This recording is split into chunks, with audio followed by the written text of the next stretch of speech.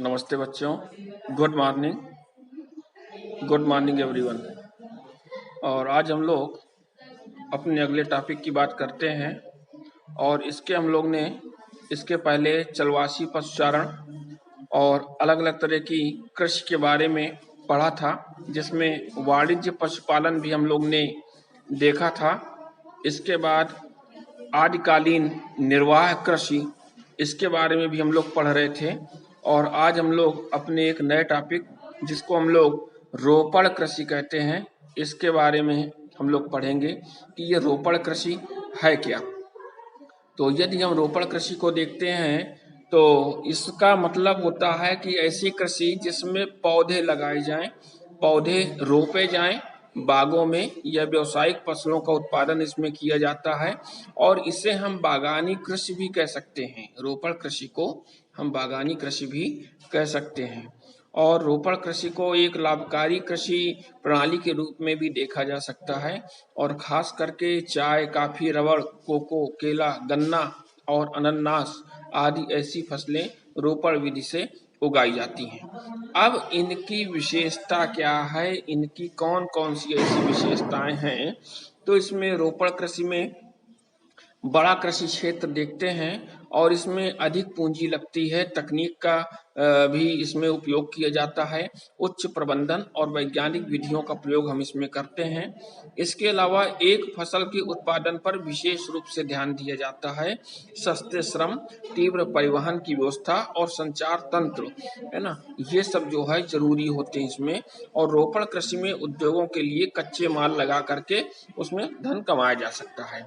इसके अलावा रोपण कृषि के कौन कौन से क्षेत्र हैं, तो रोपण कृषि में फ्रांस में, अफ्रीका में काफी है, कोकोआ है। इसके अलावा ब्रिटेन वासियों ने भारत और श्रीलंका में चाय के भी कुछ क्षेत्र बनाए थे। और इंडोनेशिया में रबड़ के बाग है। पश्चिमी द्वीप समूह में गन्ना, केले का रोपण प्रारंभ किया गया। इसके अलावा अमेरिकी लोगों ने फिलीपींस में नारियल और गन्ना के बाग लगाए। ब्राजील में कहवा के विशाल बागान, फेजेंडा, लगाए गए। इनको फेजेंडा बोलते हैं। ब्राजील में जो कहवा के बड़े बड़े बागान हैं, उत्पादन क्षेत्र हैं, उनको हम फेजेंडा कहते हैं।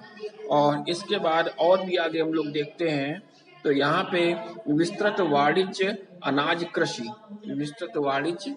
कृषि, और इसमें सघन जनसंख्या के लिए सतत पोषणीय व्यवस्था करने के मध्य अक्षांशों में ये क्षेत्र पाए जाते हैं। और विस्तृत वाणिज्य कृषि इसमें होती है। इसके अलावा अब ये भी देखते हैं कि वाणिज्यिक कृषि किन किन क्षेत्रों में हो रही है। तो यहाँ पे हमें कुछ क्षेत्र दिखाई दे रहे हैं विश्व के। ये पहला आपका ये यूरोप का क्षेत्र है, यहाँ पे ये एशिया का क्षेत्र है। इसके अलावा उत्तरी अमेरिका में कुछ ये मध्य का क्षेत्र है। यहाँ पे आपका दक्षिणी अमेरिका का ये क्षेत्र है, इन क्षेत्रों में। और ये दक्षिण अफ्रीका का ये कुछ पार्ट है यहाँ पे।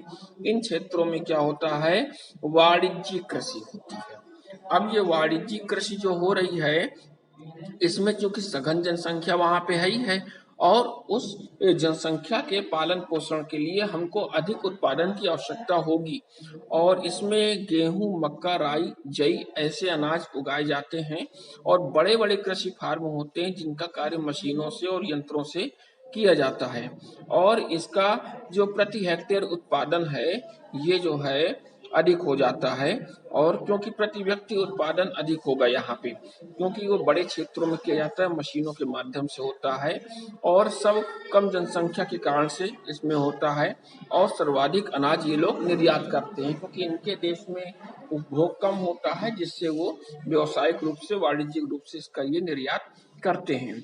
और जो विस्तृत वाणिज्यिक कृषि है, इसके क्षेत्र कौन कौन से विश्व में पाए जाते हैं, उसके लिए भी यहाँ पे ये दे रहे हैं, जिसमें यूरेशिया के स्टेप्स घास के क्षेत्र हैं। कुछ उत्तरी अमेरिका का प्रेरी घास क्षेत्र है, अभी हम लोग ने मानचित्र में देखा था। इसके अलावा अर्जेंटीना में पंपास घास के क्षेत्र हैं। ऑस्ट्रेलिया में डाउन्स हैं। और न्यूजीलैंड में कैंटरबरी के कुछ ऐसे मैदान हैं जहाँ पे वाणिज्यिक कृषि का कार्य होता है। ये मानचित्र में आपको यहाँ पे शो हो रहा है। ये उत्तरी अमेरिका का क्षेत्र है, इधर ये एशिया का, ये इसका है। ये सभी अलग अलग क्षेत्र हैं और जिसमें विस्तृत कृषि की जाती है। इसके बाद मिश्रित कृषि दी गई है, और मिश्रित कृषि का आशय वो होता है ऐसी कृषि प्रणाली जिसमें सभी अनाज उगाए जाते हैं। अनाज है, चारे वाली फसल उगाए जाते हैं, पशुपालन भी किया जाता है इसी के साथ साथ में, और फसल उगाने के साथ साथ भेड़, सुअर, मुर्गियों का भी पालन किया जाता है, और फसलों को हेर फेर करके ही बोया जाता है और मृदा में उर्वरता बनी रहती है। साथ में संसार में यदि हम मिश्रित खेती देखते हैं तो पश्चिमी यूरोप, उत्तरी अमेरिका के पूर्वी हिस्सा है, यूरेशिया और दक्षिणी गोलार्ध और समशीतोष्ण प्रदेश में जो है आपकी मिश्रित खेती की जाती है।